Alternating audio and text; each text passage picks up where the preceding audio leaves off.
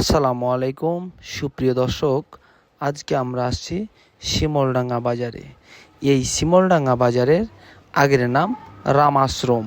রামাশ্রম শব্দের অর্থ রামের আশ্রম।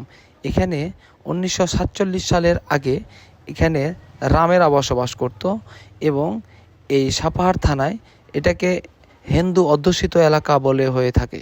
কারণ এই রামাশ্রম মৌজার পার্শ্ববর্তী যে মৌজাটা সেটা হচ্ছে জয়দেবপুর মৌজা।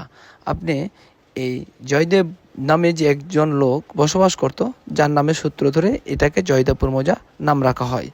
রামাশ্রম মৌজার মধ্যে কিছু পুকুর আছে যেটা হিন্দুদের নামের সাথে মিল রয়েছে, যেমন গুড়গুড়ি পুকুর এবং টুল্লু পুকুর, মাল পুকুর, এমন ধরনের কিছু নাম আছে, যার জন্য এটা আমরা সেখান থেকে বুঝতে পারি।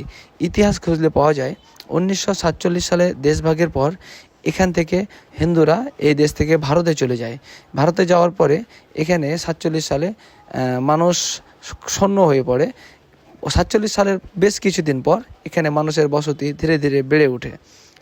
আমি যে বাজারে দাঁড়িয়ে আছি, এ বাজারটি মূলত 2002 সালে একটা দোকান দ্বারা চালু হয়। সময়ের পরিবর্তে এখন এই বাজারে দোকানের সংখ্যা 140 ছাড়িয়ে গিয়েছে। এত অল্প সময়ের মধ্যে এই রামাশ্রম বা শিমলডাঙ্গা বাজার উন্নত, আমার মনে হয় নওগাঁ জেলার মধ্যে এটাই ফার্স্ট, এটাই প্রথম। এমন হয়তোবা আর খুঁজে পাওয়া যাবে না। এখানকার মানুষ অনেক আন্তরিক, একে অপরের প্রতি সম্মান শ্রদ্ধাশীল। এটা এখানে আসলে আপনারা বুঝতে পারবেন।